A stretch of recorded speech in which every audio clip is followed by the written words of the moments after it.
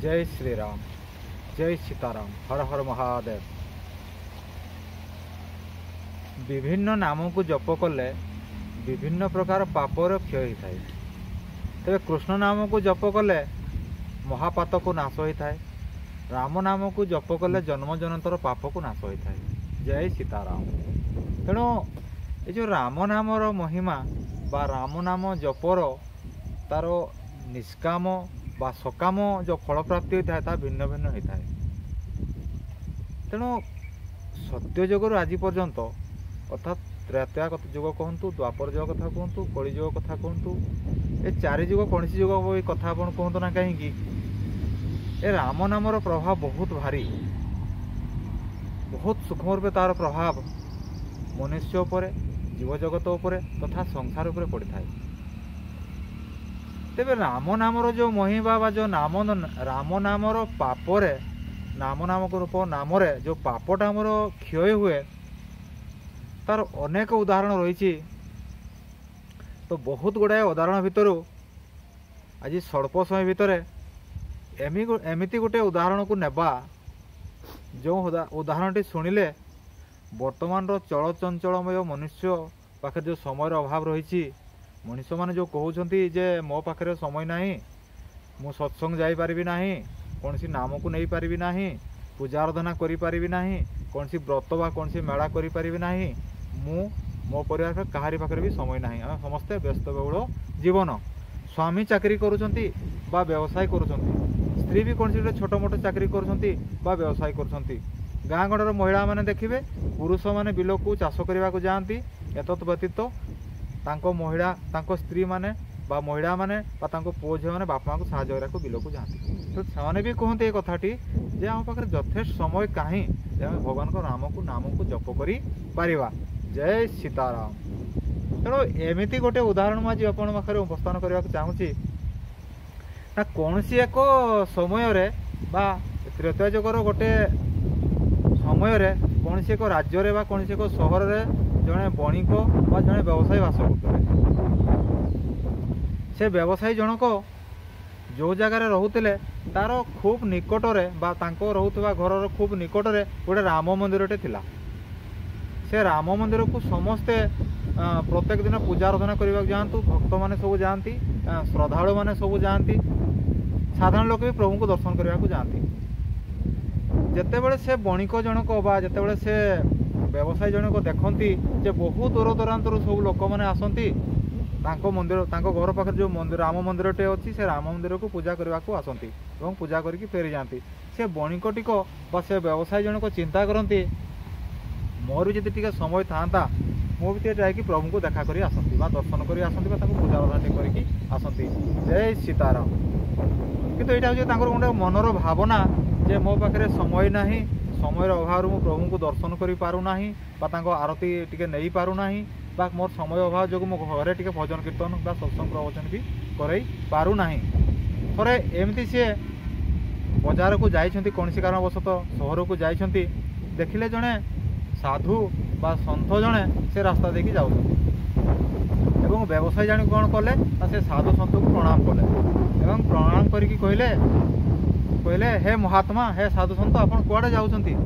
से साधु सन्थ जनक कहले मु जाउछि गोटे निर्दिष्ट जगह मोर सत्संग रही, प्रवचन रही, देवकर्म रही, हरिनाम कीर्तन चलती, मुझे कीर्तन को जाउछि। तो व्यवसायी जनक कहउछंती हे स्वामी हे ब्राह्मण गोसाई जदि मोर भी टिके समय था मु भी टिके जाई से प्रभु को दर्शन कर आसती, हरिनाम टिके शुणिकी आसती। साधु जनक हसीदेले, से कहले हे व्यवसायी महाशय तुम पाखे तो बहुत समय अच्छी, तुम चाहिए केवे भी प्रभु को दर्शन लाभ कर पारिबो, तुम चाहिए केवे भी प्रभु पाख को जाई पारिबो।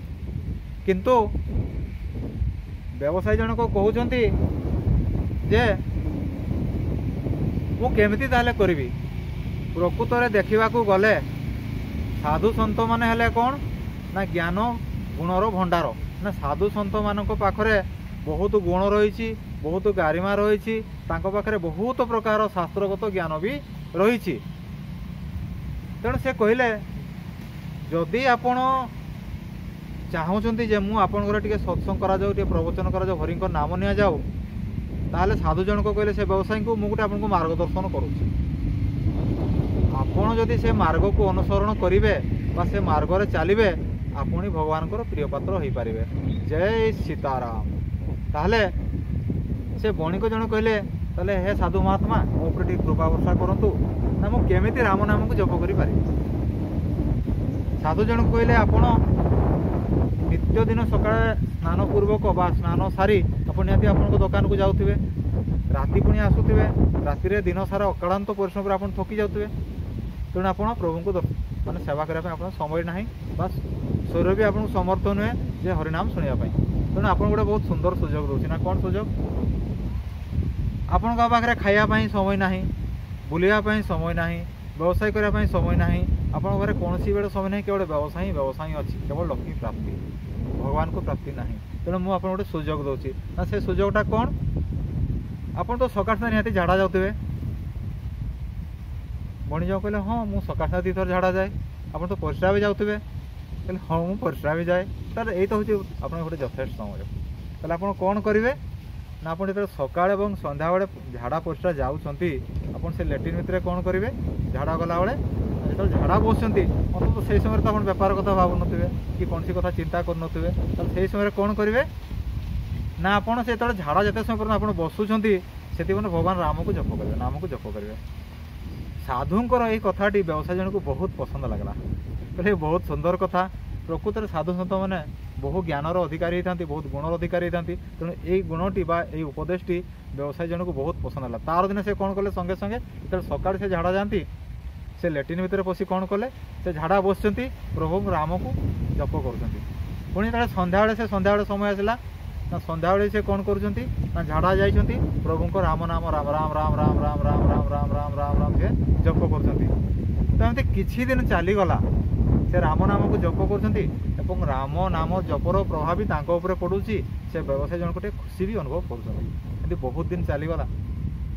ଦିନେ ବ୍ୟବସାୟୀ ଜଣକ ସେ ବହୁତ ଖୁସି ହେଲେ, ବହୁତ ଆନନ୍ଦ ଭାବରେ କହିଲେ, ଯାହା ହଉ ସାଧୁ ଜଣକ ମୋତେ ଟିକେ ମାର୍ଗଦର୍ଶନ କରିଛନ୍ତି।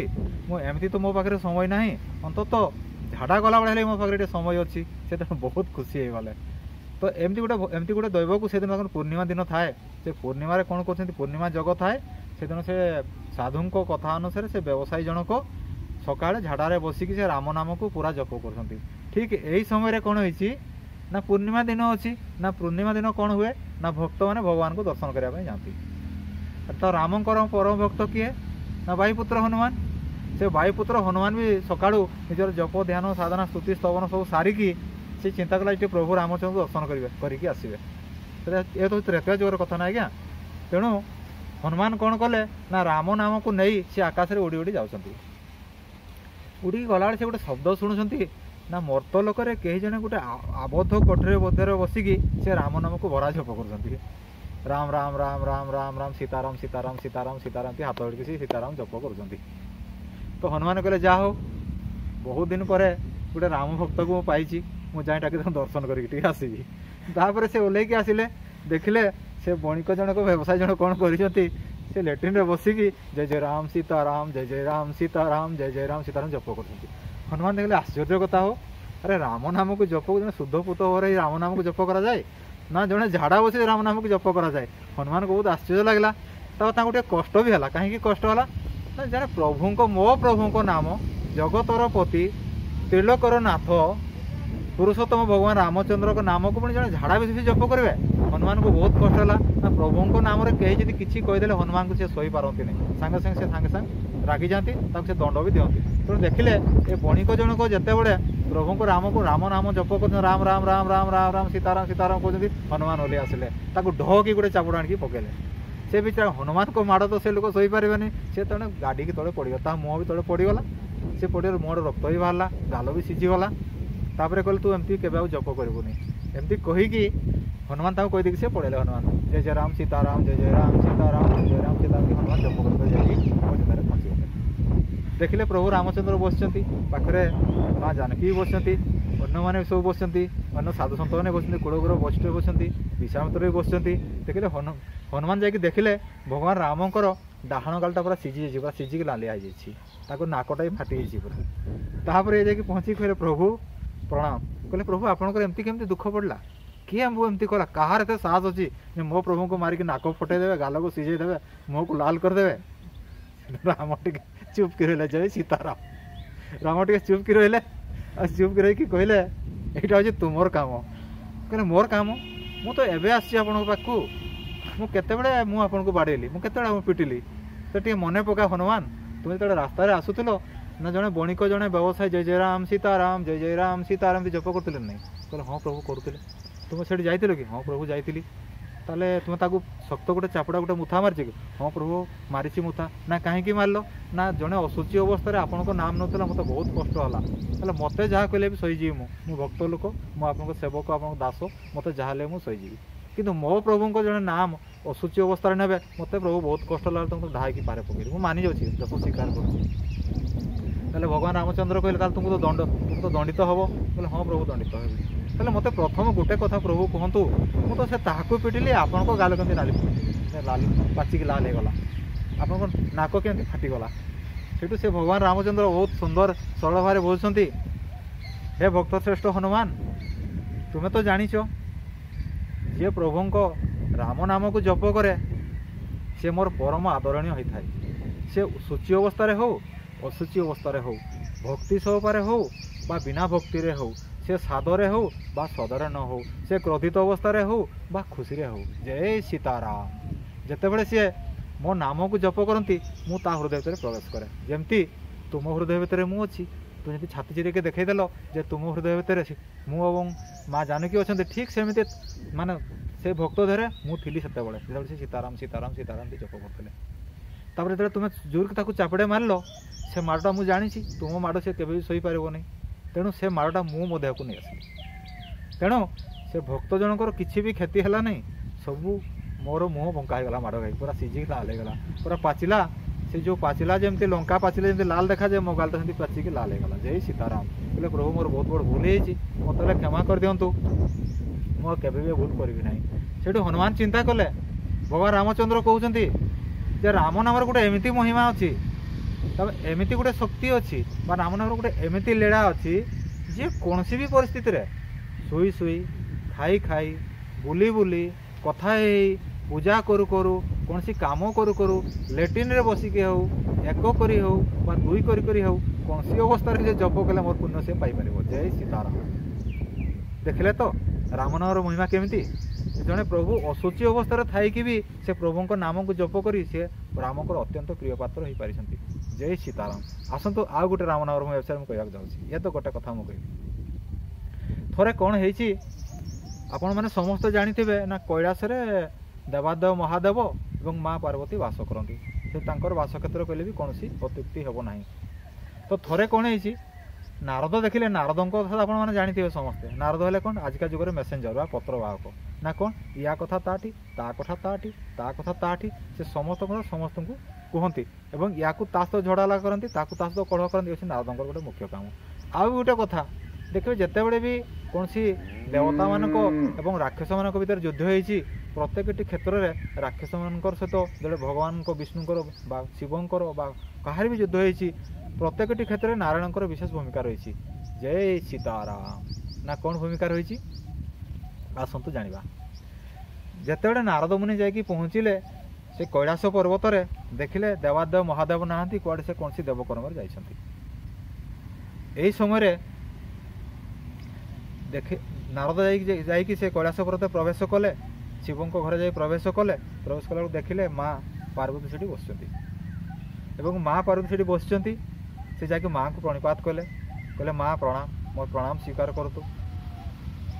ନାରଦଙ୍କର ପ୍ରଣାମ ଦେଖି ମା ପାର୍ବତୀ ଅତ୍ୟନ୍ତ ଆନନ୍ଦିତ ହେଲେ, ଖୁସି ହେଲେ। ନିଜ ପୁଅ ପୁଅ ଡାକିକି ସେ ପୁଅ ଉପରେ ଡାକି ତାକୁ ନିଜେ ବସାଇଲେ ଏବଂ ପଚାରିଲେ, ହେ ନାରଦ, ତୁମେ ଏତେ ଦିନ ହେଲା କୁଆଡ଼େ ଯାଇଥିଲ? ତୁମେ ତ କାହିଁ ଦେଖା ଚାହାଁ ନାହିଁ, ମୁଁ ତ କେବେ ଦେଖିବାକୁ ପାଉନି, ତୁମେ ତ କେବେ ଆମ ଘର ଆଡ଼େ ବୁଲିବାକୁ ବି ଆସୁନ। ନାରଦ କହିଲେ ମା, ମୁଁ କାମରେ ଏତେ ବ୍ୟସ୍ତ ରହୁଛି, ମୋ ପାଖରେ ସମୟ କାହିଁ ଯେ ମୁଁ ଏଠି ଆସିବି। ଏଠି ଯାଉଥିଲି ବେଳେ ମୁଁ କହିଲି ଟିକେ ପଶିଯାଏ, ମା ବାପାଙ୍କୁ ଦର୍ଶନ କରିକି ଯିବି। ଜୟ ସୀତାରାମ, ହର ହର ମହାଦେବ। ତାପରେ ସେଠି ନାରଦ ମାଆକୁ କହୁଛନ୍ତି, ମା ଆଚ୍ଛା ଗୋଟେ କଥା ମୋତେ କୁହନ୍ତୁ, ଦେବାଦେବ ମହାଦେବ ଅର୍ଥାତ୍ ମୋ ବାପା ଆପଣ କ'ଣ ସତରେ ଭଲ ପାଆନ୍ତି? ମା ପାର୍ବତୀ ଆଶ୍ଚର୍ଯ୍ୟ ହେଲା, ଆରେ ଇଏ ଗୋଟେ କ'ଣ କଥା, ଆମେ ତ ଅର୍ଦ୍ଧାଙ୍ଗ ଈଶ୍ୱର ଅର୍ଦ୍ଧାଙ୍ଗ ପାର୍ବତୀ, ମୋ ବିନା ଶିବ ଅଧରା ରୁହନ୍ତି, ଶିବଙ୍କ ବିନା ମୁଁ ଅଧରା ରୁହେ, ପୁଣି ଏଥିରେ ଗୋଟେ ପ୍ରଶ୍ନ କେତେବେଳେ ଆସିଲା ଯେ ମୋ ସ୍ୱାମୀ ମୋତେ ଭଲ ପାଆନ୍ତି କି ନାହିଁ। ସେ ନାରଦ ଟିକେ ହସିଦେଲେ, ସେ କହିଲେ ମା ପାର୍ବତୀ, ହେ ମା, ମହାଦେବ ଆପଣଙ୍କୁ କେବେ ବି ଭଲ ପାଆନ୍ତିନି। ନା କାହିଁକି ଭଲ ପାଆନ୍ତି? ଟିକେ ମାଆଙ୍କୁ କ୍ରୋଧ ହେଲା, କାରଣ ନିଜ ଦେଖିବେ ଜଣେ ସ୍ତ୍ରୀଙ୍କୁ ତା ସ୍ୱାମୀଙ୍କ ବିଷୟରେ ଯଦି କିଛି ଗୋଟେ ଖରାପ କଥା କହିବେ ନା, ତା ସ୍ତ୍ରୀ ହଠାତ୍ କି ରାଗି ଯାଆନ୍ତି, କାରଣ କୌଣସି ସ୍ତ୍ରୀ ନିଜ ସ୍ୱାମୀର ନିନ୍ଦା ବା ଖରାପ କଥା କେବେ ଶୁଣିବାକୁ ପସନ୍ଦ କରନ୍ତି ନାହିଁ, ତେଣୁ ସେମାନେ କ୍ରୋଧିତ ବି ହେଇଯାଆନ୍ତି। ମା ପାର୍ବତୀଙ୍କ କ୍ଷେତ୍ରରେ ବି ସେୟା ହିଁ ହେଇଛି। ମା ପାର୍ବତୀ ରାଗି ଯାଇଛନ୍ତି, ପଚାରିଲେ ତାହେଲେ କେଉଁଥିପାଇଁ ସେ ମୋତେ ଭଲ ପାଆନ୍ତି ନାହିଁ? ନାରଦ କହିଲେ ଆଜି ଯଦି ଦେବାଦେବ ମହାଦେବ ଆସୁଛନ୍ତି, ସେ ଜଗତର ପିତା, ତାହେଲେ ଗୋଟେ ହିଁ ଦୁଇଟା ପ୍ରଶ୍ନ ତାଙ୍କୁ ପଚାରିବେ ଯେ ମହାଦେବ ଯେଉଁ ତାଙ୍କ ବେକରେ ଯେଉଁ ସବୁ ମୁଣ୍ଡ ବା ଖପୁରୀର ଯେଉଁ ସବୁ ମାଳା ସବୁ ବେକରେ ପିନ୍ଧୁଛନ୍ତି, ସେଇଟା କାହାର ମାଳା ପଚାରିବେ। ଆଉ ଦ୍ୱିତୀୟ ପ୍ରଶ୍ନ ହେଉଛି ଆପଣ ମହାଦେବଙ୍କୁ ପଚାରିବେ, ଦେବାଦେବ ମହାଦେବଙ୍କୁ ପଚାରିବେ ଯେ ରାମ ନାମ ସେ କାହିଁକି ଜପ କରନ୍ତି? ଆଉ ତ କିଛି ଜପ କରିପାରିଥାନ୍ତେ, କାହିଁକି ସେ ରାମ ନାମକୁ ଜପ କରନ୍ତି?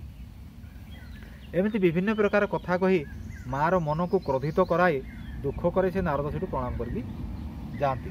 ଠିକ୍ ଯେତେବେଳେ ଘରୁ ବାହାରିକି ଯାଉଛନ୍ତି, କିଛି ରାସ୍ତା ଗଲା ପରେ ଦେବାଦେବ ମହାଦେବ ସିଆଡ଼େ ବାସୁଆ ବଳଦର ଉପରେ ବସିକି ଆସୁଛନ୍ତି। ଆପଣ ତ ବାସୁଆ ବଳଦ କଥା ଜାଣିଥିବେ, ସିଏ ହେଲା ଆପଣଙ୍କ ଧର୍ମର ପ୍ରତୀକ। ଦେବାଦେବ ମହାଦେବ ସେ ବାସୁଆ ବଳଦ ଉପରେ ବସି, ଧର୍ମ ଉପରେ ବସି ସେ ନିଜ ଘରକୁ ଫେରୁଛନ୍ତି। ଜୟ ସୀତାରାମ, ହର ହର ମହାଦେବ। ଏହି ସମୟରେ କ'ଣ ହେଇଛି? ମହାଦେବ ପଚାରିଲେ ନାରଦକୁ, ହେ ନାରଦ, ତୁମେ କୁଆଡ଼େ ଯାଇଥିଲ? ନାରଦ ସଙ୍ଗେ ସଙ୍ଗେ ପ୍ରଭୁଙ୍କୁ ପ୍ରଣିପାତ କଲେ, ମହାଦେବଙ୍କୁ ପ୍ରଣିପାତ କଲେ, ହେ ଜଗତର ପିତା, ମୋ ପ୍ରଣାମକୁ ସ୍ୱୀକାର କରନ୍ତୁ, ମୁଁ ଆପଣଙ୍କ ଘରକୁ ହିଁ ଯାଇଥିଲି। ଜୟ ସୀତାରାମ। ତାପରେ କ'ଣ ହେଇଛି ନା, ତୁମେ ସେଠି ରହିଲନି, ମୁଁ ଆସିଥାନ୍ତି। କହିଲେ ନା, ମୋର ଟିକେ କାମ ଅଛି ତ, ତେଣୁ ମୁଁ ଟିକେ ବ୍ୟସ୍ତ ହୋଇକି ପଳେଇ ଆସିଲି, ସବୁ ଠିକ୍ଠାକ୍ ଅଛି, ମା ଆପଣଙ୍କୁ ଖୋଜୁଛନ୍ତି, ଆପଣ ଯାଆନ୍ତୁ।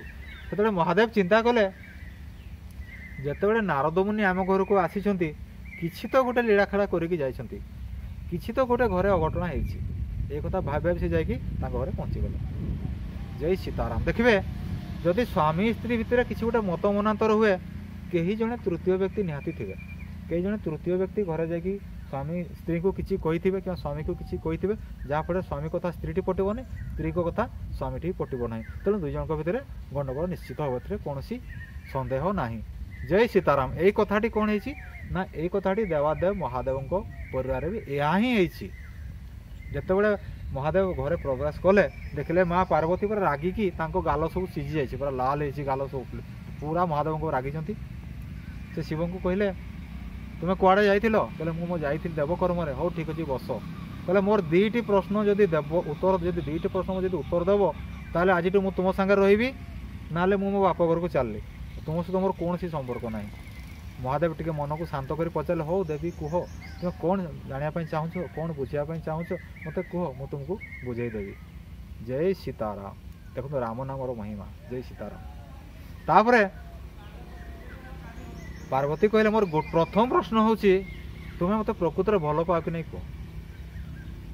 ଦେବାଦେବ ମହାଦେବ କହିଲେ, ହଁ, ମୁଁ ତୁମକୁ ବହୁତ ଭଲ ପାଏ, ତୁମ ବିନା ମୁଁ ଆଉ କାହାକୁ ଭଲ ପାଏ ନାହିଁ, ଅନ୍ୟ ସମସ୍ତଙ୍କୁ ମୁଁ ମା ବୋଲି ଦେଖେ। ନା, ତୁମେ ମିଛ କହୁଛ। ଯେ ତୁମେ ଯଦି ପ୍ରକୃତରେ ମୋତେ ଭଲ ପାଉଛ, ତାହେଲେ ଏ ଯେଉଁ ତୁମ ବେକରେ ସବୁ ଯେଉଁ ପଡ଼ିନି ମାଳାଟା, ଏଇଟା କ'ଣ? ଖପୁରୀ ମାଳା ଯେଉଁ ପଡ଼ିଛି ବେକରେ, ଏ ଯେଉଁ 108ଟା ଖପୁରୀ ମାଳା ଯେଉଁ ବେକରେ ପକାଇଛ, ଏଗୁଡ଼ାକ ସବୁ କାହାର? ଶିବ ଟିକେ ହସିଦେଲେ, କହିଲ, ଦେବୀ ସତୀ, ମା ପାର୍ବତୀ, ହେ ଅର୍ଦ୍ଧାଙ୍ଗିନୀ, ଏଗୁଡ଼ା ପରାକ ତୁମର ଖପୁରୀ ଗୁଡ଼ାକ ମୁଁ ବେକରେ ପିନ୍ଧିଛି। ଆରେ ମୁଁ ତ ବଞ୍ଚିଛି, ମୋର ଖପୁରୀ ତୁମେ କେମିତି ପିନ୍ଧିଛ? ଭଗବାନ ଦେବାଦେବ ମହାଦେବ କହିଲେ, ଏହା ପୂର୍ବରୁ ତୁମେ 108 ଥର ଜନ୍ମ ହେଇକି 108 ଥର ମରି ସାରିଲଣି। ତୁମେ ଯେତେ ଥର ମର, ତୁମର ଖପୁଡ଼ିକୁ ଆଣିକି ମୁଁ ଘରେ ରଖେ।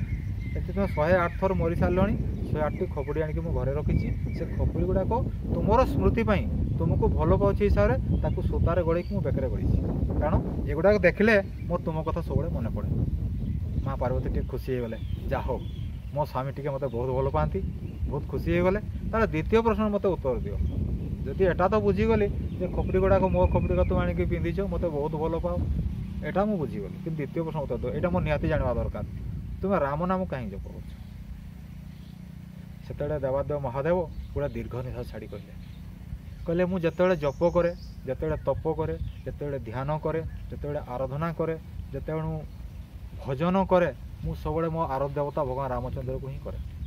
କାରଣ ଯେଉଁ ରାମକୁ ତୁମେ ଆଜି ତ୍ରେତୟା ଯୁଗରେ ଦେଖୁଛ, ଇଏ ହେଉଛି ଦଶରଥଙ୍କର ପୁଅ ରାମ। କିନ୍ତୁ ସେ ରାମକୁ ଯେଉଁ ଜପ କରେ ମୁଁ, ଯେଉଁ ରାମକୁ ମୁଁ ଧ୍ୟାନ କରେ, ସେ ରାମ ଯୁଗ ସୃଷ୍ଟିର ବହୁ ପୂର୍ବରୁ ସେ ଅଛନ୍ତି। ଯୁଗ ତ ଏବେ ସୃଷ୍ଟି ହେଇଛି, ଏ ଯୁଗର ବହୁ ଯୁଗ ପୂର୍ବରୁ କେତେ ଯୁଗ ଯାଇଛି, କେତେ ରାମାୟଣ ଯାଇଛି, କେତେ ରାବଣ ମରିଛନ୍ତି, କେତେ ରାମ ଆସିଛନ୍ତି ପୁଣି ଯାଇଛନ୍ତି। କିନ୍ତୁ ମୁଁ ସେଇ ରାମକୁ ମାନେ ସ୍ମରଣ କରୁଛି, ଯେଉଁ ରାମ ଅନାଦି ଅଟନ୍ତି, ଯାହାର ଆଦି ଅନ୍ତ କିଛି ନାହିଁ, ଯେ ପୂର୍ଣ୍ଣ ବ୍ରହ୍ମମୟ ଅଟନ୍ତି, ସଂସାରର ସାର ଯିଏ ରାମ ନାମ ଅଟନ୍ତି, ସେଇ ରାମକୁ ଜପ କରୁଛି। ଯେଉଁ ରାମ ନାମକୁ ଜପ କଲେ ମୋତେ ପରମ ସୁଖ ମିଳେ, ପରମ ଆନନ୍ଦ ମିଳେ। ଯେଉଁ ରାମ ନାମକୁ ଜପ କରି ମୁଁ ଚାରି ଯୁଗରେ ଅମର ଅଜର ମରୁଛି, ମୋର ମୃତ୍ୟୁ ଜଗତ କେବେ ବି ନାହିଁ। କିନ୍ତୁ ସେଇ ନାମକୁ ତୁମେ ଜପ କରିନାହ ବୋଲି ତୁମେ ସବୁବେଳେ ଜନ୍ମ ହେଉଛ ଏବଂ ସବୁବେଳେ ମୃତ୍ୟୁ ମୁଖରେ ପଡ଼ୁଛ। ତୁମର ଜନ୍ମ ମୃତ୍ୟୁ ସବୁବେଳେ ଲାଗିକି ରହିଛି। କିନ୍ତୁ ମୁଁ ରାମ ନାମକୁ ଅଖଣ୍ଡ ଜପ କରି ବା ହୃଦୟରେ ବାସ କରି ମୁଁ ଚାରି ଯୁଗରେ ଅଜର ମରେଇକି ରହିଛି। ତେଣୁ ଏଇ କଥା ଯେତେବେଳେ ଶୁଣିଲେ, ତାର ଦିନ ମା ପାର୍ବତୀ ଦେଖୁଛନ୍ତି ସକାଳୁ ଉଠି ଦେବାଦେବ ମହାଦେବ ବିଛଣା ଉପରେ ବସି ସେ ରାମ ନାମ ସେ ଅଖଣ୍ଡ ଉପରେ ଜପ। ପୁଣି ପଚାରିଲେ, ପୁଣି ତୁମେ କାହିଁକି ତାହେଲେ ସକାଳୁ ରାମ ନାମକୁ ଜପ ଧ୍ୟାନ କରୁଛ? ସେତେବେଳେ ଦେବାଦେବ ମହାଦେବ କହୁଛନ୍ତି, ଯିଏ ହେଲେ ପୂର୍ଣ୍ଣ ବ୍ରହ୍ମ, ଯିଏ ହେଲେ ପୁରୁଷୋତ୍ତମ, ଯାହାର ଆଦି ଅନ୍ତ ନାହିଁ, ଯିଏ ଯେ ସଚ୍ଚିଦାନନ୍ଦ, ଯେ ସର୍ବ ଜୀବର ଘଟରେ ଯିଏ ବାସ କରିଛନ୍ତି, ସେଇ ରାମ ନାମକୁ ମୁଁ ଜପ କରୁଛି। ଆଉ ସେଇ ଯେଉଁ ରାମ ନାମକୁ ଜପ କରୁଛେ, ସେଇ ରାମ ବି ମୋତେ ହିଁ ଧ୍ୟାନ କରନ୍ତି।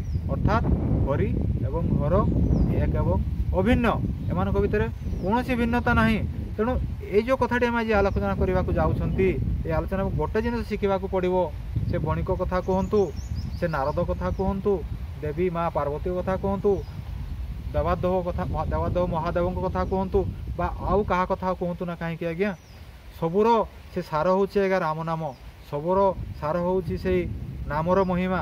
ସବୁର ସାର ହେଉଛି ସେଇ ନାମକୁ ଶ୍ରବଣ କରିବା, କୀର୍ତ୍ତନ କରିବା, ଚର୍ବିତ ଚର୍ବଣ କରିବା, ତାକୁ ହୃଦୟରେ ବାସ କରିବା। ତେଣୁ ଯେଉଁ ଲୋକ ରାମ ନାମକୁ ଥରେ ଜପ କରନ୍ତି ବା ଯେଉଁ ଲୋକ ହନୁମାନ ଚାଳିଶାକୁ ପାଠ କରନ୍ତି, ତାଙ୍କର ଶକ୍ତି, ବୁଦ୍ଧି, ଜ୍ଞାନ, ବିବେକ ଚେତନା ଊର୍ଦ୍ଧ୍ୱମୁଖୀ ହୋଇଥାଏ। ସେ ବହୁ ପ୍ରକାର ମାନସିକ ସୁଖର ସୁଖୀ ହୋଇଥାନ୍ତି। ସମସ୍ତ ପ୍ରକାର ଦୁଃଖ ଜଞ୍ଜାଳ ଅଶାନ୍ତିରୁ ସେ ମୁକ୍ତି ପାଇଥାନ୍ତି। ତେଣୁ ରାମ ନାମରେ ଏତେ ମହିମା ଅଛି, ଏତେ ମହିମା ଅଛି, ଏତେ ମହିମା ଅଛି, ଯେଉଁ ମହିମା କହିଲେ ନ ସରେ। ଯେଉଁ ନାମ ଜୀବନ ଥାଇକି ଯେଉଁ ନାମକୁ ନିଆଯାଇପାରେ, ସେହି ନାମକୁ ମୃତ୍ୟୁ ବେଳେ ବି ନିଆଯାଇପାରେ ଏବଂ ମୃତ୍ୟୁ ପରେ ବି ସେ ନାମକୁ ନିଆଯାଇପାରେ। ସେ ନାମ ହେଉଛି ଭଗବାନ ରାମଙ୍କ ନାମ। ତେଣୁ ରାମଙ୍କ ନାମ ଏମିତି ଗୋଟେ ନାମ, ଯେଉଁ ନାମର କୌଣସି ଆଦି ଅନ୍ତ ନାହିଁ, ଯେଉଁ ନାମ ଅତ୍ୟନ୍ତ ମଧୁର। ସଂସାରର ସାର ହେଉଛି ରାମ ନାମ। ଯେମିତି କ୍ଷୀର ମଧ୍ୟରେ କ୍ଷୀର ସାର ହେଉଛି ଛେନା ବା ଲହୁଣୀ, ଠିକ୍ ସେଇ ରକମ ବା ସେହି ପ୍ରକାର ଜଗତର ଶ୍ରେଷ୍ଠ ସାର ହେଉଛି ଭଗବାନ ରାମଙ୍କ ନାମ। ତେଣୁ ରାମ ନାମକୁ ଜପ କରନ୍ତୁ, ଜୀବନରେ ପରମ ସୁଖ ଲାଭ କରନ୍ତୁ, ପରମ ଶାନ୍ତି ଲାଭ କରନ୍ତୁ। ଆପଣ କୌଣସି ଅବସ୍ଥାରେ ଭଗବାନଙ୍କ ନାମକୁ ଜପ କରିପାରିବେ। ଆପଣ କୌଣସି ଅବସ୍ଥାରେ, ଆପଣ ସୂଚି ରୁହନ୍ତୁ, ଅସୂଚି ରୁହନ୍ତୁ, ଆପଣ କୌଣସି ଅବସ୍ଥାରେ, କୌଣସି ଜାଗାରେ ଆପଣ ନାମକୁ ନେଇପାରିବେ। ନାମ ନେବାରେ କୌଣସି ସମୟର ସୀମା ନାହିଁ, ନାମ ନେବାରେ କୌଣସି ବୟସର ସୀମା ନାହିଁ, ନାମ ନେବାରେ କୌଣସି ଜାତି ବା ପ୍ରଥାର ସୀମା ନାହିଁ, ନାମ ନେବାରେ କୌଣସି ଲିଙ୍ଗର ସୀମା ନାହିଁ ଯେ ସେ ଝିଅ ପିଲା କରିବେ ମୁଁ ପୁଅ ପିଲା କରିବିନି, ମୁଁ ପୁଅ ପିଲା କରିବି ସେ ଝିଅ ପିଲା କରିବେ, ସେମିତି କିଛି ନାହିଁ ଆଜ୍ଞା। ଆପଣ ରାମ ନାମ ଗୋଟେ ଏଭଳିଆ ଜିନିଷ ଆଜ୍ଞା, ହେଉଛି ବହୁ ଜନ୍ମର କର୍ମର ଫଳ ଥିଲେ, ବହୁ ଜନ୍ମର ଯଦି ଆପଣ ସତ୍କର୍ମ କରିଥିବେ ବା ସେଇ ସତ୍କର୍ମର ଫଳ ସ୍ୱରୂପ ଏ ଜନ୍ମ ଆପଣଙ୍କୁ ନାମ ନେବାର ସୁଯୋଗ ମିଳିବ।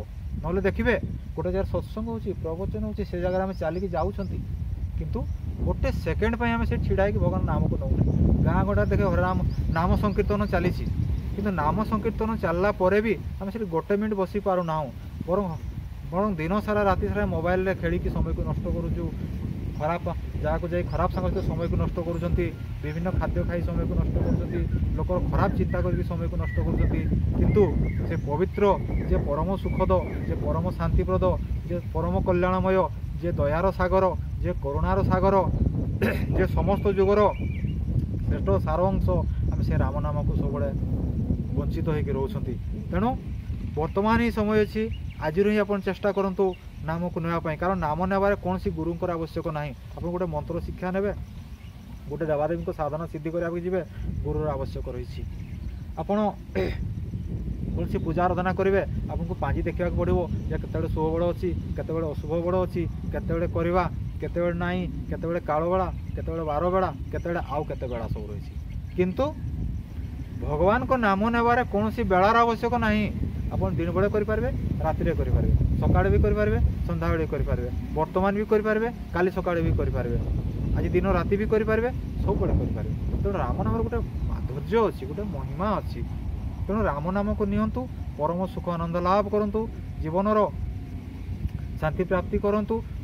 ପ୍ରକୃତରେ ମନୁଷ୍ୟ ଜୀବନରେ ଆପଣ କେଉଁଥିପାଇଁ ସଂସାରକୁ ମନୁଷ୍ୟ ଜୀବନ ନେଇକି ଆସିଛନ୍ତି, ମନୁଷ୍ୟ ଜୀବନ ପ୍ରକୃତ ଅର୍ଥକୁ ବୁଝି ଭଗବାନଙ୍କ ଶରଣାଗତ ହୁଅନ୍ତୁ, ପ୍ରଭୁଙ୍କ ଆଶ୍ରିତ ହୁଅନ୍ତୁ, ତାଙ୍କ ନାମକୁ ଜପ କରନ୍ତୁ ଏବଂ ନିଜ ଜୀବନକୁ ଅତ୍ୟନ୍ତ ସୁଖ ତଥା ଆନନ୍ଦମୟ ତଥା କଲ୍ୟାଣମୟ କରନ୍ତୁ।